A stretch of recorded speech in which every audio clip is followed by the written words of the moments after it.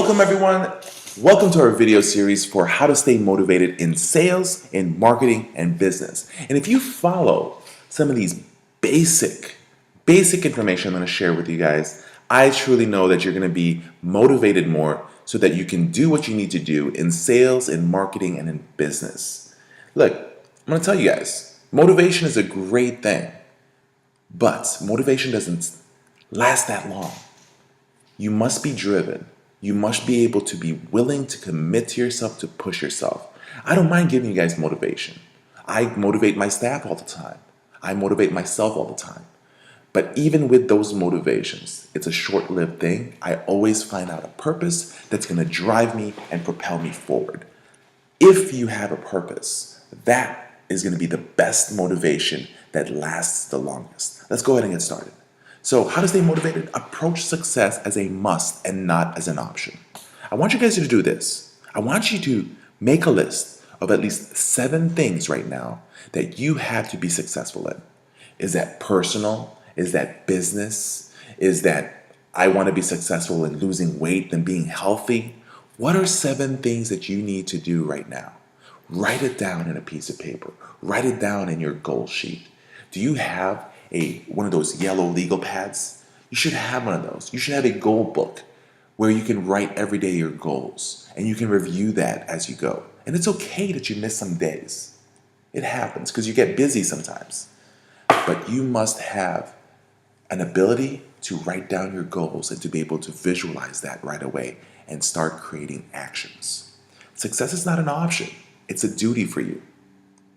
When you look at those 7 things that you wrote down, are you successful in these areas?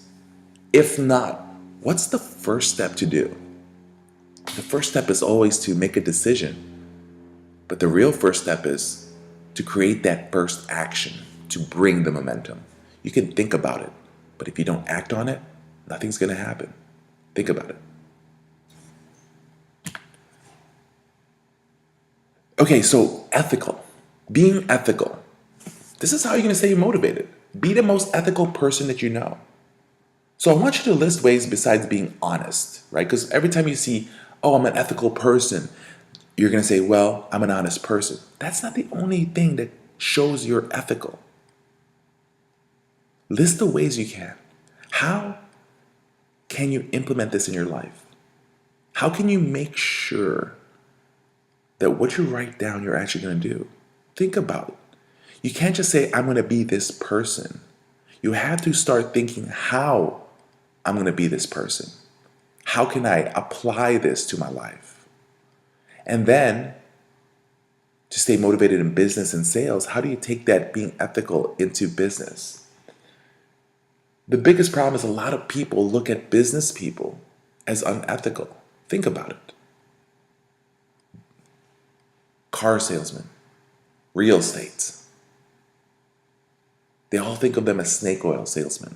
And the reason for this is because there's a lot of unethical people out there. A lot of unethical salespeople. But guess what? If you can make sure that you're ethical and you can show that and you can actually have that seen by people, that right there is going to keep you motivated because you know you're doing things in the good way and you're not trying to do things to rob someone or even just pinch a few pennies away from them. Be ethical, know you're ethical, and you're going to see motivation.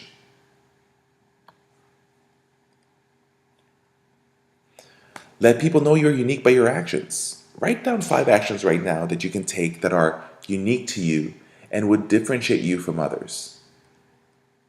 So if you know me by now and you've seen that we believe in making sure you do an amazing job and following up and being persistent,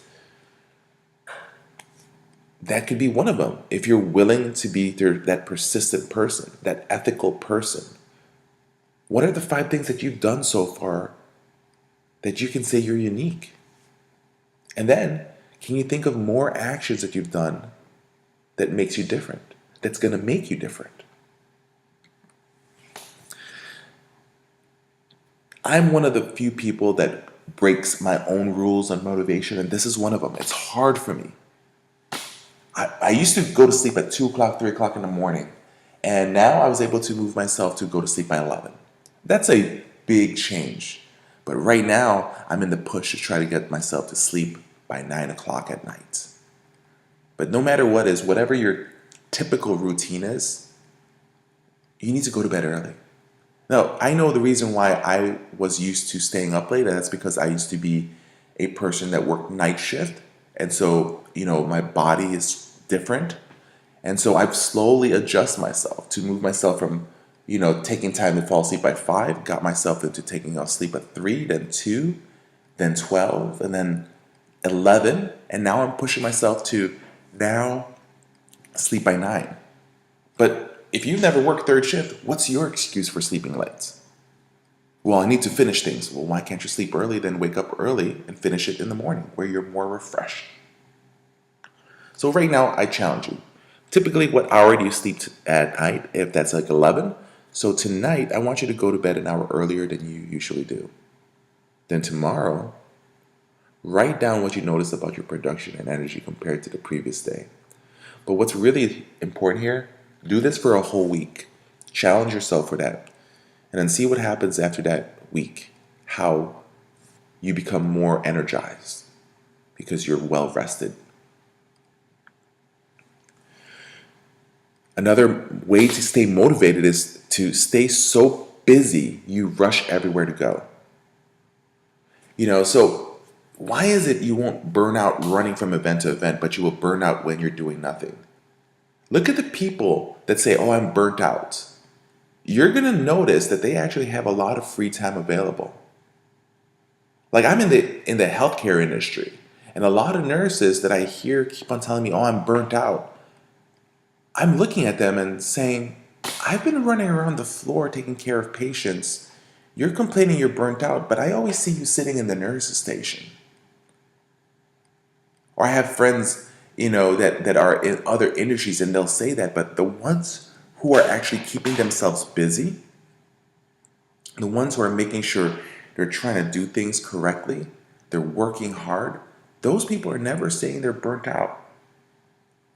Also, the real people that say that they're not burnt out love what they do. They love it. Some of us out there have decided to get into the wrong job and we just don't love the job. We like the money, but we don't love the job. So you have to also think about that in a second sense.